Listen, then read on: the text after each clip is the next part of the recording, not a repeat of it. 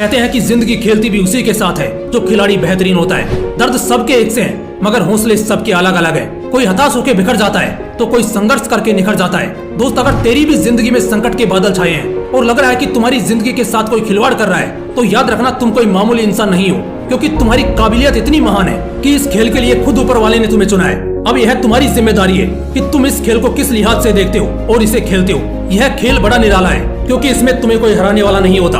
यहाँ तुम्हारी हार भी तभी होती है जब तुम खुद उसे स्वीकारते हो। अगर तुम हार नहीं मानते और संघर्ष करते रहते हो तो आज नहीं तो कल यहाँ कामयाबी आपके कदम जरूर चूमती है। अगर विश्वास नहीं होता तो आज जो रियल लाइफ स्टोरी मैं आपको सुनाने वाला हूँ, इसे ध्यान से सुनना, क्योंकि इसे सुनकर आपको सिर्फ विश्वास ही नहीं होगा, आपका खून खोल जाएगा कुछ कर गुजरने के लिए। इतिहास में एक ऐसा इंसान भी था जिसकी कामयाब होने की आग देखकर ऊपर वाले ने उसके साथ एक खेल खेला, और वो खेल भी कोई छोटा मोटा नहीं था। इस खेल में उस इंसान ने लगभग अपना सब कुछ गंवा दिया।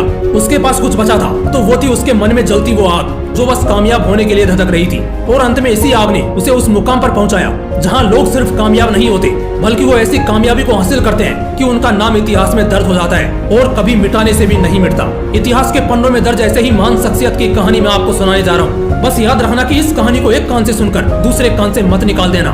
उसे अपने दिल और दिमाग में इस कदर बैठा लेना कि जब तुम्हें ऐसा खेल खेलना पड़े तब तुम इसी कहानी को याद करके अपनी जीत पक्की कर सको। 14 अगस्त 1821, मतलब आज से यही कुछ 200 साल पहले, फ्रांस के एक दूर दराज वाले इलाके में उस महान शख्सियत का जन्म हुआ जिसने मुझे यह सिखाया कि स्ट्रगल का असली मायनों में मतलब क्या होता है। उस इंसान ने स्ट्रगल शब्द का मतलब बचपन से ही जान लिया था, क्योंकि उसकी जिंदगी का स्ट्रगल तो उसके जन्म के बाद से ही शुरू हो गया था। उसके पिता एक छोटे किसान थे। जब वो 10 साल का था तब उसकी माँ ने दुनिया को अलविदा कह दिया। माँ के मरने के बाद उसके पिता ने दूसरी शादी कर ली, और यह शादी उसके लिए एक बहुत ही बड़ी आफत ले आई, क्योंकि उसकी जो सौतेली माँ थी वो उसके साथ वैसा ही व्यवहार करती थी जैसा हमें 90s की फिल्मों में दिखाया जाता था, जहाँ सौतेली माँ बेटे के साथ बड़े जुल्म करती है। खुद ही सोचो यार, जो हम फिल्मों में देखते हैं उस तरह का एक्सपीरियंस उसने अपनी लाइफ में किया था। उसकी सौतेली माँ उसके ऊपर इतना जुल्म करती थी कि उसका किसी भी काम में मन नहीं लगता था। उस समय फ्रांस के साथ पूरे यूरोप में ही इंडस्ट्रियल रिवॉल्यूशन अपने पीक पर था, इसलिए वहाँ के सिटीज में स्किल वर्क सीखने की और करने की कोई कमी नहीं थी। इसलिए उसने सिर्फ 13 साल की उम्र में अपने घर को अलविदा कह दिया और पेरिस की ओर रवाना हो गया। उसके गांव से पेरिस लगभग 500 किलोमीटर की दूरी पर था। उसके पास इतने पैसे भी नहीं थे कि वो किसी गाड़ी से पेरिस पहुंच सकता था, इसलिए उसने यह 500 किलोमीटर का सफर पैदल चल के पार किया। उसे यह डिस्टेंस चल के पार करने में 2 सालों का समय लगा। इन 2 सालों के सफर में उसने अपने पेट को संभाले रखने के लिए कई जगह काम किया। जहाँ सिर ढकने के लिए जगह मिली उसने वहाँ रातें काटी। लेकिन 13 साल की उम्र में शुरू हुआ ये सफर 15 साल का होने के बाद खत्म हुआ। सोच रहे हो उस इंसान का अपने सपने के प्रति डेडिकेशन कितना विशाल रहा होगा। लेकिन उसकी लाइफ की असली जर्नी तो यहाँ से शुरू हुई। जैसे ही ये पेरिस पहुंचा, यहाँ उसके लिए सब नया था। वो जिस इलाके में था और जिस जगह खड़ा था वो बिल्कुल ही अलग थी। जो काम वहाँ हो रहा था, जिस तरह वहाँ लोग अपना जीवन बिता रहे थे, उन्हें देखकर उसे एक बात की तो पक्की गारंटी थी कि इस अनजान दुनिया में वो एक जाना माना नाम बनने वाला है। और इसके लिए जो ताबड़तोड़ मेहनत होने वाली थी उसके लिए भी उसने कमर कस ली और अपनी टूटी फूटी स्किल्स के साथ काम की तलाश में लग गया। जैसे कि मैंने पहले बताया, उस समय फ्रांस में इंडस्ट्रियल रिवॉल्यूशन अपने पीक पर था, इसलिए उसे काम आसानी से मिल गया। लेकिन इस काम से उसे उतना ही पैसा मिलता था जिससे कि वो अपना पेट भर सके। सिर ढकने के लिए भी उसके पास कोई छत नहीं थी, इसलिए उसने ठंडी, गर्मी और बारिश ऐसे सभी दिनों को अपने ऊपर एक कंबल ओढ़कर काटा। पर उसे इस बात से कोई गिला शिकवा नहीं था। उसे बस अपने काम की चिंता रहती। वो जो काम कर रहा था उसे अपने काम में माहिर होना था, प्रोफेशनल बनना था। इसी कारणवश उसने उतने से पैसों में भी संतोष कर लिया। वो कहते हैं ना दोस्तों कि जब तक कुल्हाड़ी को पत्थर पर घिसा नहीं जाता तब तक उसे धार नहीं आती, और जब तक उसे धार नहीं आएगी वो कुल्हाड़ी कहने के लायक नहीं है। उसने भी खुद को कुल्हाड़ी मानकर काम में झोंक दिया। इस दौरान उसने लकड़ी से अलग अलग चीजों को बनाना सीख लिया था।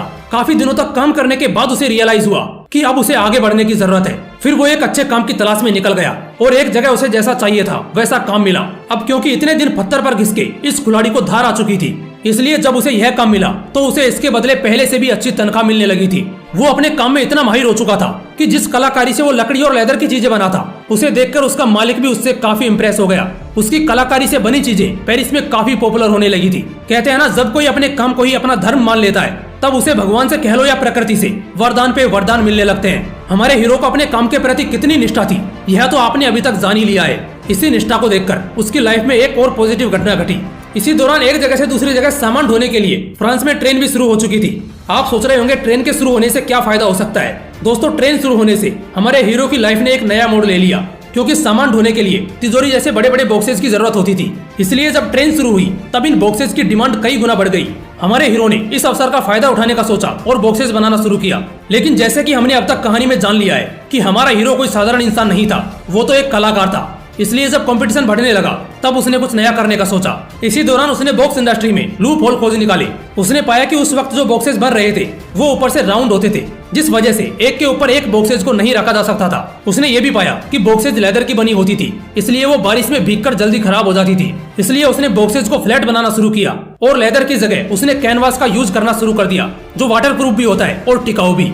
इन बदलाव के साथ उसने बॉक्सेस बनाई और बेचना शुरू किया और देखते ही देखते बॉक्सेस की इंडस्ट्री में उसने खुद की ही मोनोपोली स्थापित कर ली। उसके सामने कोई भी नहीं टिक पाया। वो इतना ज्यादा पॉपुलर हुआ कि फ्रांस की महारानी ने उसे अपना पर्सनल बॉक्स मेकर बना लिया। इसके बाद और भी कई शाही लोगों ने उससे ही बॉक्स बनवाना शुरू कर दिया। उसके पास अच्छा खासा पैसा जमा हो चुका था, इसलिए उसने अपना खुद का वर्कशॉप खोल लिया। उसकी कारीगरी का जादू पूरे फ्रांस में इस कदर छा गया था कि उसने कलाकारी के क्षेत्र में कई अवार्ड जीते। लेकिन ये जिंदगी का खेल है, इसमें कामयाबी मिलने के बाद भी संघर्ष रुकता नहीं, वो चलता ही रहता है। हमारे हीरो की जिंदगी में फ्रांसी पर्शियन वार ने एक नया संघर्ष शुरू कर दिया। इस युद्ध के दौरान फ्रांस में सब कुछ नष्ट हो चुका था, लेकिन इस संघर्ष के दौरान उसको अकेले संघर्ष नहीं करना था, बल्कि इस बार तो उसका पूरा परिवार उसके साथ था। जब युद्ध थमा और वो शहर वापस आई तब उनकी पूरी वर्कशॉप बर्बाद हो चुकी थी, लेकिन उसने अपनी लाइफ में हारना नहीं सीखा था। इस बार भी वो कहाँ हार मानने वाला था। उसने अपनी वर्कशॉप फिर से खड़ी करी और बस कुछ ही दिनों में उसकी वर्कशॉप पहले से भी ज्यादा चलने लगी। अब की बार वो बैग्स की इंडस्ट्री में रिवॉल्यूशन लाया। उसने बैग्स पे अपनी कलाकारी का जादू बिखेरा। जिन बैग्स को कोई पूछता तक नहीं था, अब वो धड़ल्ले से बिकने लगी थी। आगे उसने ऐसी कई कारीगरियां करी और आम चीजों को खास बना डाला। उसकी वर्कशॉप अब एक बड़ी कंपनी बन चुकी थी। उसके प्रोडक्ट्स अब आसपास के देशों में भी बिकने लगे थे और देखते ही देखते एक छोटी सी वर्कशॉप से शुरू हुआ ये बिजनेस एक ग्लोबल ब्रांड बन गया। आज की अगर बात करें तो यह कंपनी लग्जरी प्रोडक्ट्स की दुनिया की किंग है।